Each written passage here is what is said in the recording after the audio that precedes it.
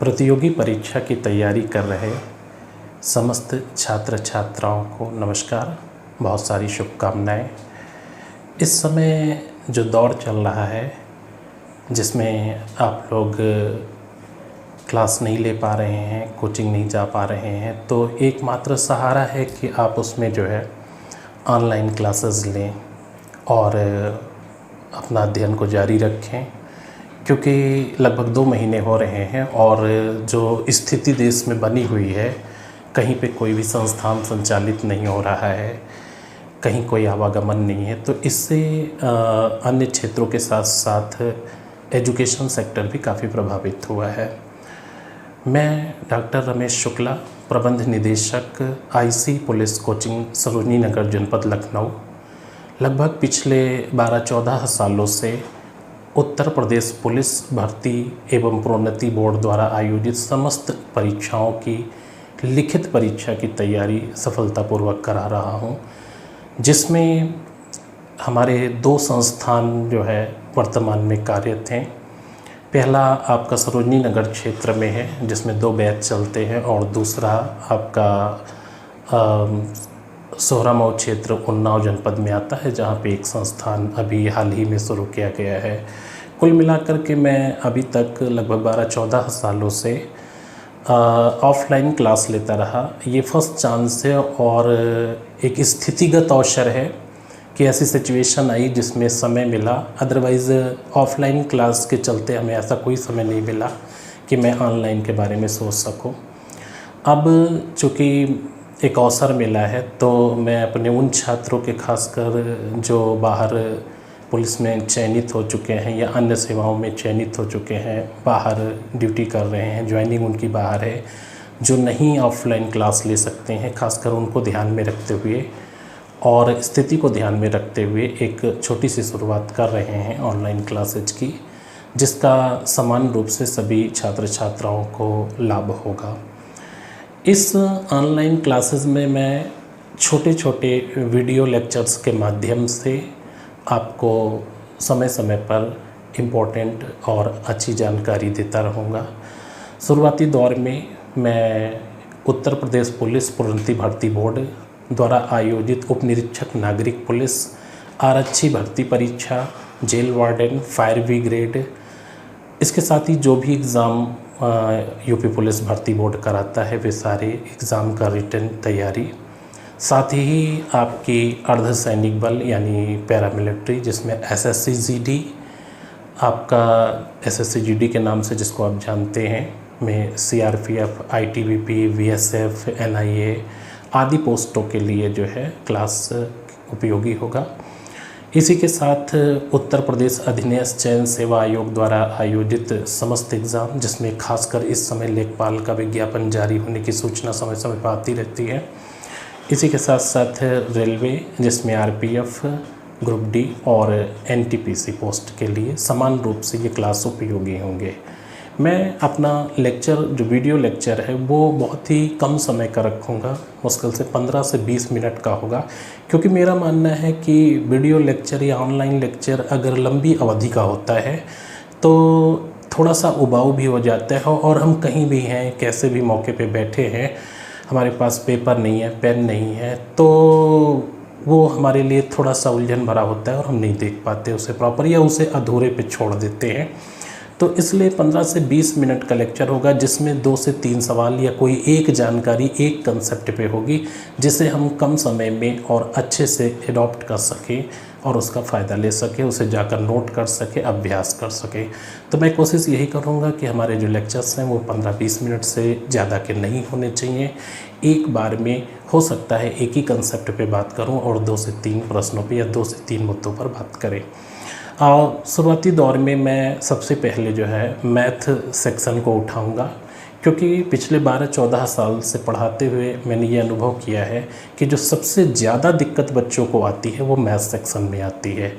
अक्सर बच्चों को सुनते हुए पाया गया है कि काश मेरा मैथ एरिया निकल जाता तो मैं परीक्षा क्वालिफाई कर लेता, यानी यहाँ से सबसे ज़्यादा बच्चे डिस्क्वालीफाई होते हैं। तो मैथ सेक्शन को सबसे पहले उठाएंगे और मैथ को ना तो मैं ट्रिक के सहारे से बहुत ज़्यादा चलूँगा और ना ही ट्रेडिशनल तरीके से जैसा हमें हाई स्कूल इंटर में पढ़ाया गया है। बहुत ही व्यवहारिक मेथड अपनाएंगे, प्रैक्टिकल तरीका अपनाएंगे, जिससे कम समय में बेहतर तरीके से अच्छे तरीके से जवाब दे सकते हैं। क्योंकि ट्रेडिशनल तरीका अपना करके 40 क्वेश्चन विद इन टाइम करना शायद पॉसिबल नहीं होता है, और अगर हम ट्रिक के सहारे से बैठते हैं तो मुझे नहीं लगता है कि कोई एग्जामिनर या पेपर सेटर ट्रिक का मोहताज है या उसके अकॉर्डिंग पेपर बना रहा है कि आप उसको प्रॉपर कर पाएँ। तो इसमें बहुत ही व्यवहारिक तरीका, और यहाँ ये बात आप ध्यान रखें कि आपने हाई स्कूल इंटर में या एकेडमिक कैरियर में मैथ पढ़ा है या नहीं पढ़ा है, ये बिल्कुल मायने नहीं रखती है। आप मैथ को सीख सकते हैं बहुत ही बेहतर तरीके से और बहुत ही कम समय में जवाब दे सकते हैं। दूसरे सेक्शन में मैं उपनिरीक्षक नागरिक पुलिस को फोकस करते हुए मूल विधि पे बात करूँगा। मूल विधि में आपकी भारतीय दंड संहिता यानी इंडियन पेनल कोड, दूसरे टॉपिक पे क्रिमिनल प्रोसीजर कोड पे आएंगे यानी दंड प्रक्रिया संहिता पे बात करेंगे, और तीसरे पॉइंट पे हम आपसे माइनर एक्ट यानी विविध अधिनियम पे बात करेंगे।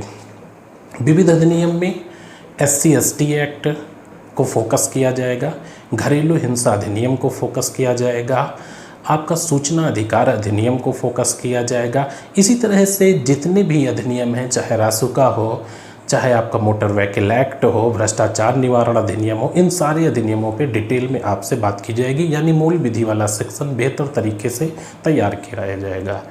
इसी के साथ साथ GS के हर सेक्शन में Indian constitution, political system, economics, economy survey, science के सेक्शन जिसमें फिजिक्स, केमिस्ट्री, बायोलॉजी और इन्वायरमेंट साइंस टेक, इन पे विचार किया जाएगा। हिस्ट्री में एंशिएंट, मिडवल और मॉडर्न, इनको प्रॉपर तरीके से कराया जाएगा।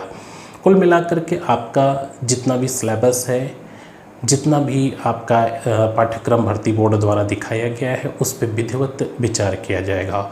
और ये एक ऐसा सिलेबस है, अगर हम इसमें सामान्य हिंदी को ले लेते हैं, चारों एरिया ले लेते हैं, तो कई परीक्षाएं हैं, चाहे आपकी उत्तर प्रदेश अधीनस्थ चयन सेवा आयोग यानी UPSSC के एग्ज़ाम हो, SSC GD के एग्ज़ाम हो, रेलवे के एग्ज़ाम हो, पुलिस भर्ती बोर्ड के एग्ज़ाम हो, सभी में समान रूप से उपयोगी होगा।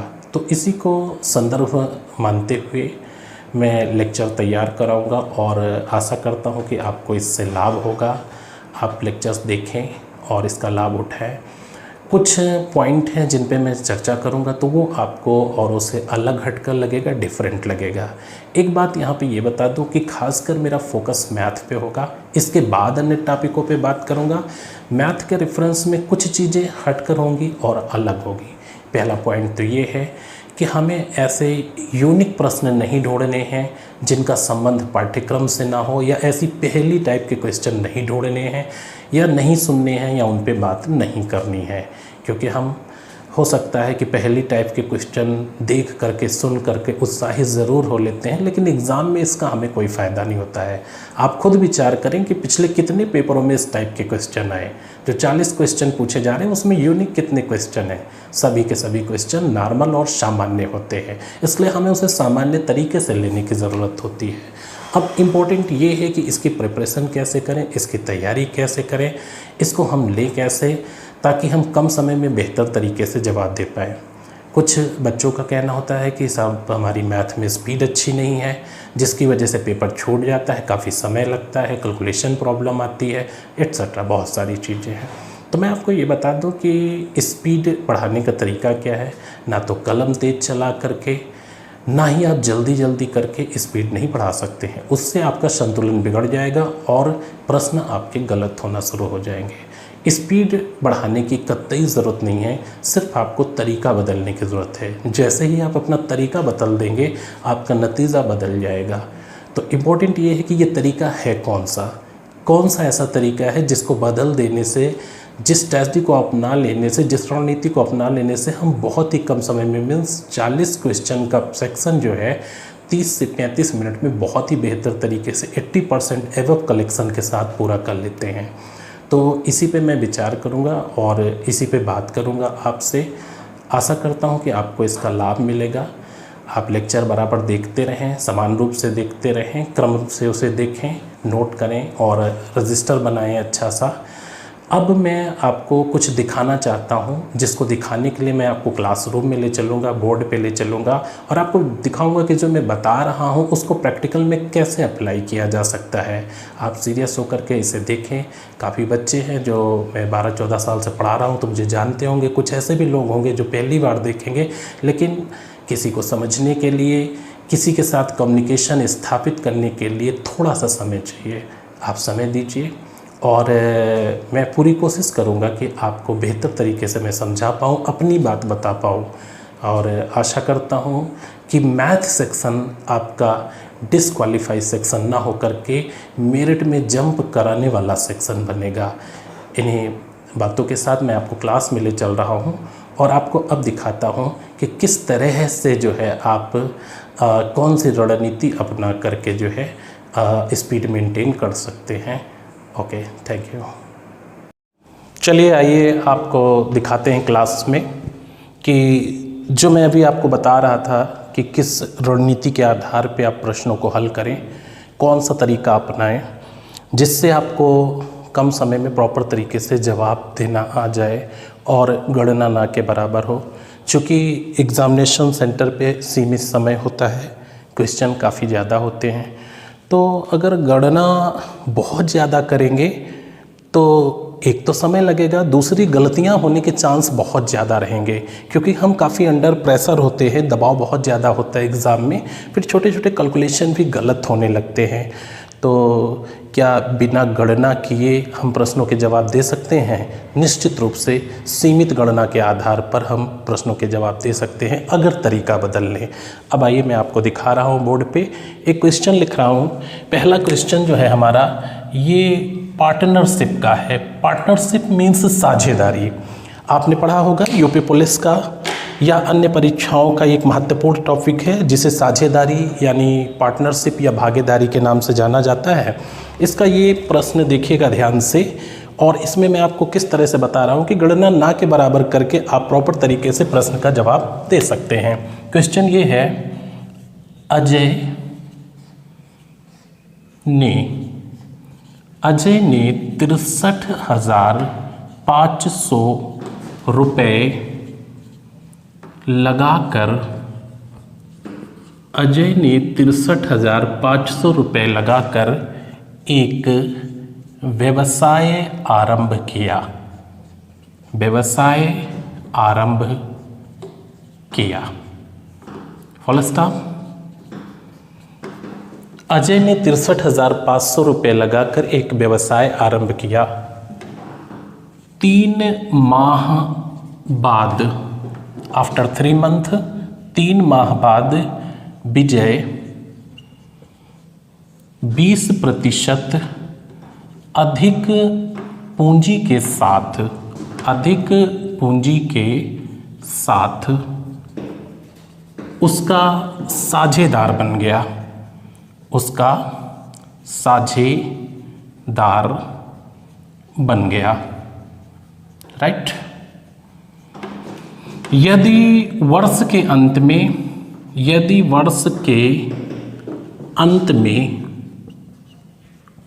कुल लाभ, यदि वर्ष के अंत में कुल लाभ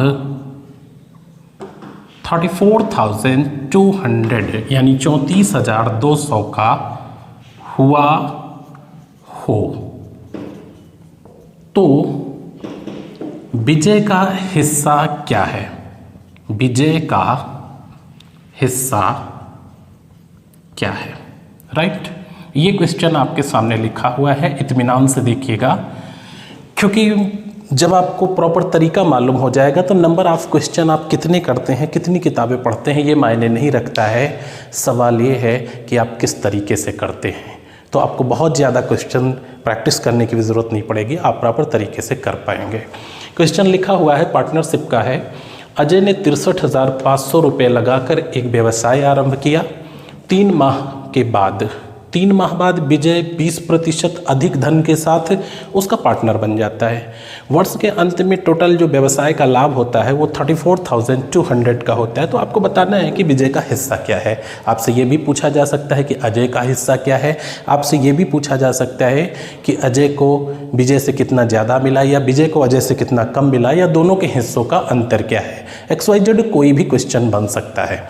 अब आप ध्यान से यहाँ देखेंगे, साझेदारी का सवाल है और साझेदारी में जो लाभ होता है वो 2 चीज़ों से चलता है। यानी जो लाभ हमारा होता है ये इक्वल होता है पूंजी गुणे समय के। लाभ जो होता है ये पूंजी गुणे समय के समतुल्य होता है।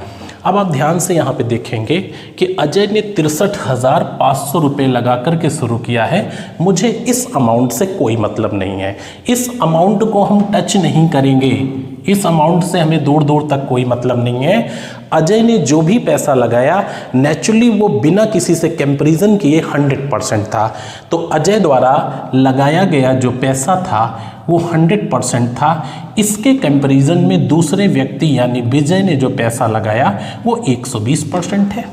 यानी 100 रुपये अजय ने लगाया तो 120 रुपये विजय ने लगाया। यह व्यक्ति व्यवसाय में 3 महीने बाद आता है, व्यवसाय 1 साल चलता है, तो निश्चित रूप से ये 9 महीने रहेगा और ये पूरे 12 महीने रहेगा। आप 0 यहाँ से कैंसिल कर देंगे, ये 120 हो जाता है और ये 108 हो जाता है और आप इसे काट दीजिए, ये 12 से कट जाएगा, 12 दहम्मा 120 और 12 नवियाँ 108। यानी इनके जो लाभों का अनुपात होगा वो 10 और 9 का होगा। अगर अजय को 10 रुपये व्यवसाय में मिलेंगे तो विजय को 9 रुपये मिलेंगे। टोटल जो व्यवसाय का लाभ हुआ है इधर आप देखिए 34,200 है और इसे हम डिवाइड कर देंगे दोनों के अनुपातिक योग से, यानी 19 हमने पूछा था विजय का हिस्सा क्या है तो आप 9 रखेंगे और आपका जो आंसर आएगा आप यहाँ से इसे काट देंगे, सॉल्व करेंगे तो आपका जो आंसर आ जाएगा वो हो जाएगा 19 एकनम 19 हो गया। यहाँ पे आपका बच रहा है 15 बच रहा है, 2 हो गया और ये 19 अट्ठे 152 हो जाएगा। ठीक है, 0 ले लीजिए 1800 हो गया, 900 हो गया, 900 हो गया, 9 अट्ठे 72 के 2 हो गया, 9 एकम 9 और 7 16, यानी 16,200 रुपये। अब यहाँ आपने देखा कि हमने 63,500 को टच नहीं किया है और बिना 63,500 को टच किए हुए तेज़ी से आंसर दे दिया आपको। अगर आप 63,500 को टच करते तो एक नज़र ज़रा यहाँ पे डालिएगा कि कितना कॉम्प्लिकेट मैटर हो जाता। पहले हम 63,500 का 20% निकालते और जब 20% निकालते 63,500 का तो ये आता 12,700। अब ये 12,700 जब हम 63,500 में जोड़ते, चूँकि उसने 12,700 रुपये ज़्यादा लगाया है तो ये जब जोड़ते तो आपका अमाउंट बनता 76,200 रुपये। अब 76,200 और 63,500 और फिर इसे टाइम से आप गुणा करते, इसे 12 महीने और इसे 2 महीने, तो परिणाम क्या होता? परिणाम यही निकलता। आप यहाँ पे पहुँचते, आप ये प्रयोग करके देखिएगा कि आपका परिणाम यही होता है। यहाँ कैलकुलेशन बहुत ज़्यादा है, अंडर प्रेशर गलतियाँ होने के चांसेस हैं, यहाँ पे कैलकुलेशन ना के बराबर है। तो आप ये तरीका अपनाइए जिससे आप कम समय में प्रॉपर तरीके से जवाब दे पाएँ। चलिए नेक्स्ट क्वेश्चन पे बात करते हैं कि एग्जामिनेशन सेंटर में हमें क्या करना है। मैं सिर्फ अभी आपको स्टार्टिंग में इंट्रोडक्शन में ये बताना चाहता हूँ कि कौन सी रणनीति अपनाएं और क्या करें एग्जामिनेशन सेंटर पे, ताकि कम से कम कैलकुलेशन हो।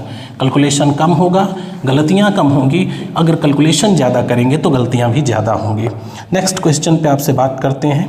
मेंसुरेशन का एक छोटा सा क्वेश्चन है कि हमें रेडीमेड बन करके एग्ज़ाम में बैठना है। एग्जामिनेशन सेंटर के अंदर जो है हमें सारा काम नहीं करना है, सारा काम तो हम अभ्यास के दौरान करेंगे। तो रेडीमेड होकर के वहाँ पे बैठना है। इसका मतलब क्या है ये मैं आपको एक क्वेश्चन के जरिए दिखाऊंगा कि किस तरह से रेडीमेड होकर बैठे वहाँ पे।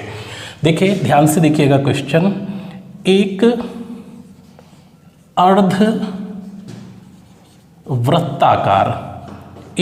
अर्धवृत्ताकार हाफ सर्कल की बात कर रहा हूं, एक अर्धवृत्ताकार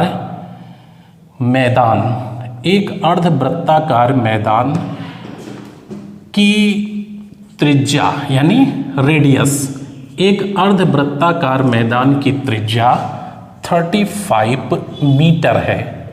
एक अर्धवृत्ताकार मैदान की त्रिज्या 35 मीटर है। इसकी परिमिति क्या है? परिमिति क्या है? परिमिति क्या होती है? परिमाप या परिमित क्या होता है? किसी भी ज्यामितीय आकृति की बाह्य दूरी जो उसका घेराव होता है उसे हम परिमिति कहते हैं। साधारण भाषा में समझिए, एक वृत्ताकार मैदान की त्रिज्या 35 मीटर दी है, इसकी परिमिति क्या होगी? तो क्या होता है कि एग्जाम में जैसा हमें ट्रेडिशनल में सिखाया गया हम करना शुरू कर देते हैं और ना चाहते हुए भी गलतियाँ भी करते हैं और टाइम भी देते हैं। क्यों ना हम अपने अभ्यास को एक नया रूप दें जिससे गलतियाँ भी नहीं होंगी और हम आसानी से कर पाएंगे, समय भी बचा पाएंगे अन्य प्रश्न के लिए। देखिए यहाँ पे अमूमन हम करते क्या हैं कि ये आपका सर्कल है और सर्कल की जो परिधि होती है, सर्कल टोटल सर्कल दिया है, सर्कल की जो परिधि होती है उसे आप 2 पाई r कहते हैं। r यहाँ रेडियस है और पाई कांस्टेंट वैल्यू है जिसकी वैल्यू 22/7 है। तो ये परिधि दी है 2 पाई r। अभी हाफ सर्कल की बात की जा रही है तो इसे हम कट कर देते हैं। आप देखिए ये हमने हटा दिया, ठीक है। अब चूंकि मैदान है तो इसे एक बेस देना पड़ेगा ये, और ये बेस हमारा डायमीटर है। डायमीटर यानी व्यास, और व्यास जो होता है ये 2 गुणे त्रिज्या होता है, यानी त्रिज्या का दुगना व्यास होता है। तो हाफ किया था हमने, बटा 2 करेंगे। अब डायमीटर 2r होता है तो 2r इसमें हम ऐड कर देंगे। ये 2 कैंसिल हो जाएगा, आपके सामने है, r यहाँ पे कॉमन है, पाई प्लस 2 बच जाएगा। अब इस चीज़ को आप ध्यान से देखिए, कोई भी हाफ सर्कल होगा, मैं आपको पेपर में दूं, एग्जामिनर दे, किसी किताब में होगा, XYZ कहीं भी प्रैक्टिकल लाइफ में भी अगर कोई मेजरमेंट करना है, पूछा जाना है, तो सिर्फ चेंजेबल वैल्यू ये है r यानी रेडियस। यहाँ पे पाई प्लस 2 को कोई नहीं चेंज कर सकता, और बाय द वे अगर चेंज करने की कोशिश करता है तो ये संकल्पना नष्ट हो जाएगी, फिर वो अर्धवृत्त नहीं रह जाएगा। तो इसे जब चेंज नहीं किया जा सकता है तो इसे एग्जामिनेशन सेंटर में क्यों हल करें? इसे हम घर पे हल करेंगे, अभ्यास के दौरान हल करेंगे और चेंज वैल्यू को हम वहाँ पे सॉल्व करेंगे। अब आइए देखिए पाई प्लस 2 का मान क्या होगा। पाई का मान 22/7 सबको मालूम है और प्लस 2। जब इसे हमने सॉल्व किया तो 7 दूना 14, 22 14 36 और 36/7 आ गया। अब यहाँ से हमने एक निष्कर्ष निकाल लिया और लिख दिया कि अर्धवृत्त की परिमिति, अर्धवृत्त की परिमिति बराबर त्रिज्या यानी रेडियस गुणे 36/7। तो कभी भी अर्धवृत्त की परिमिति पूछी जाए आप उसे 36/7 से गुणा करेंगे। रजिस्टर बनाइए, उस पर लिखिए, और इसी को अभ्यास कहते हैं। अभ्यास इसको नहीं कहते हैं कि आप किसी क्वेश्चन को बार बार एक ही लकीर के फकीर बने हैं और करते चले जा रहे हैं, उससे कुछ नहीं होगा। आप हर बार अपना ट्रेंड तरीका चेंज करिए और जिसमें आप सबसे बेहतर और कंफर्टेबल महसूस करते हैं वो तरीका लागू करिए, अप्लाई करिए, निश्चित रूप से आप बेहतर कर पाएंगे। तो त्रिज्या गुणे 36/7, त्रिज्या आपकी 35 मीटर थी। आपको तुरंत 35 को 36/7 से मल्टीप्लाई कर देना है और आंसर आएगा 180 मीटर, यानी जो परिमिति होगी 180 मीटर होगी।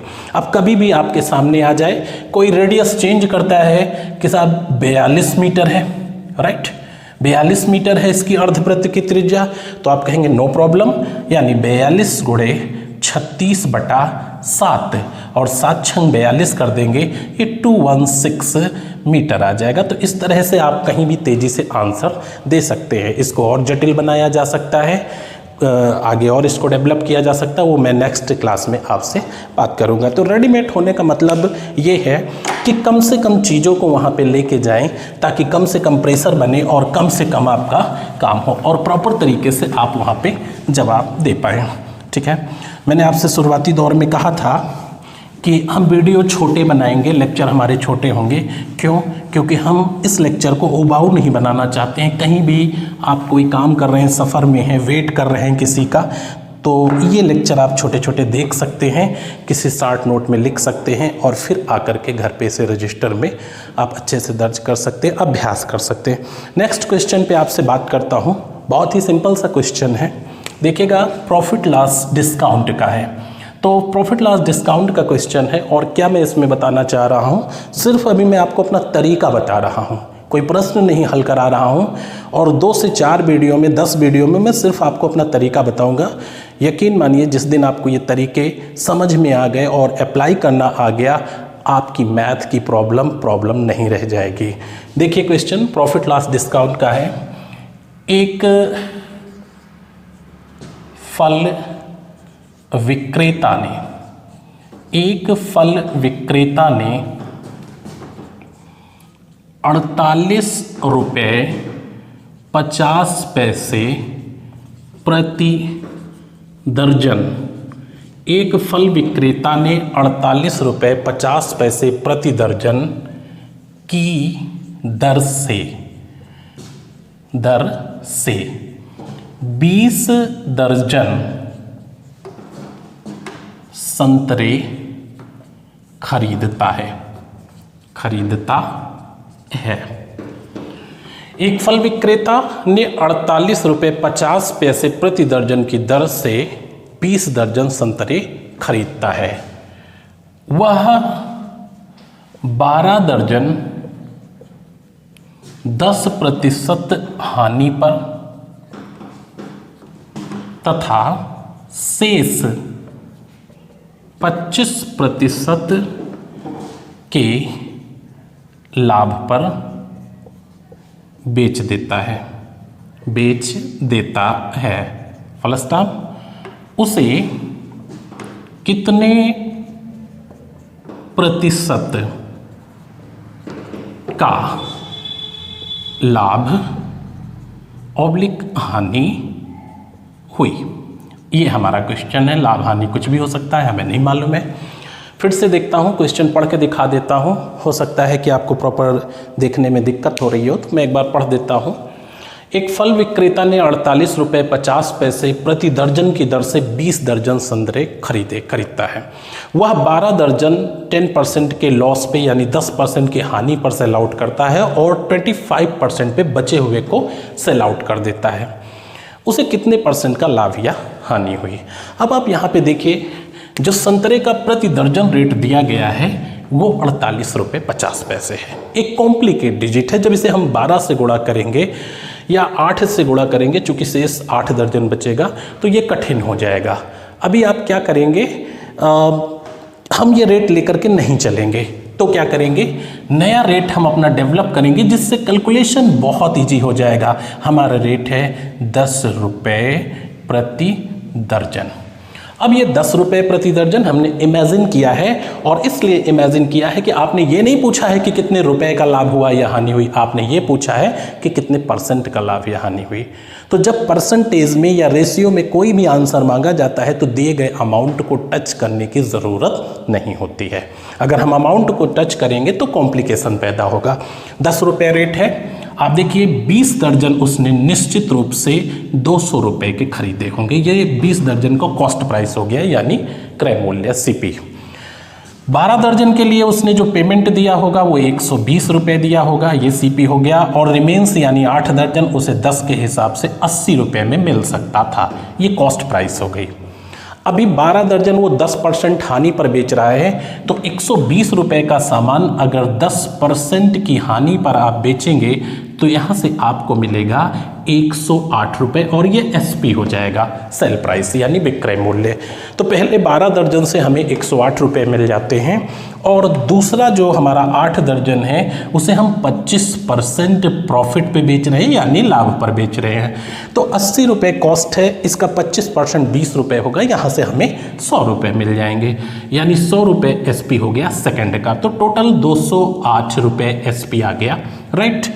और यहाँ पे हमारा जो CP टोटल था 20 दर्जन का वो 200 रुपये था। तो क्रय मूल्य हमारा 200 रुपये है और विक्रय मूल्य 208 रुपये है। निश्चित रूप से लाभ हुआ है, क्योंकि SP ग्रेटर देन CP बराबर लाभ होता है। तो हमें 8 रुपये का लाभ हुआ है। अब आप पूछ रहे हैं कि लाभ प्रतिशत क्या होगा, तो लाभ प्रतिशत बराबर 8/200 × 100 यानी 4%। आपका आंसर आ गया 4% लाभ। अब देखिए यहाँ पे चूँकि हमें आपको बताना है, दिखाना है अपनी बात को, इसलिए मैं लिख रहा हूँ। अदरवाइज़ यकीन मानिए कि अगर इसे जवाब देना होता कहीं पे कि साहब इसका आंसर क्या होगा, तो बस ऑप्शन पे सीधे और आंसर 4% प्रॉफिट, है ना। क्योंकि ये कैलकुलेशन करने के लिए आपको पेन कलम कॉपी की ज़रूरत नहीं है। अभ्यास करिए, आप ये कैलकुलेशन करने के लिए लिखेंगे नहीं। हाँ, ये कैलकुलेशन करने के लिए किसी को भी लिखना पड़ेगा। ये कैलकुलेशन बिना लिखे नहीं हो सकता है, चाहे मैं हूँ, आप हो या वो एग्जामिनर हो जिसने इस क्वेश्चन को सेट किया है। तो आपको मैं बताना क्या चाह रहा था कि अगर आप अपना तरीका बदलेंगे तो यकीन मानिए आपका नतीजा बदल जाएगा और आपके फेवर में होगा, नतीजा आपके पक्ष में होगा। तो नेक्स्ट वीडियो मैं बनाऊंगा, अभी स्टार्टिंग है और चूँकि टेक्निकल नॉलेज मुझे इतना ज़्यादा नहीं है, मैंने आपको बताया कि शुरुआती दौर से 12-14 साल से मैं ऑफलाइन क्लास लेता रहा। एक ये परिस्थितिगत शुरुआत है और एक ऐसी सिचुएशन आई जिसमें शुरू करना पड़ा। तो हो सकता है कि ये लड़खड़ाते हुए शुरू हो, लेकिन आने वाला समय अच्छा होगा, लेक्चर अच्छे होंगे, इसी विश्वास के साथ शुरू कर रहा हूँ। आप लोगों को बहुत सारी शुभकामनाएं। नेक्स्ट वीडियो आप हमारा देखिएगा जिस पे हम औसत चाल पे बात करेंगे और औसत चाल पे फिर कोई भी सवाल आपका स्लिप नहीं होगा। Thank you very much.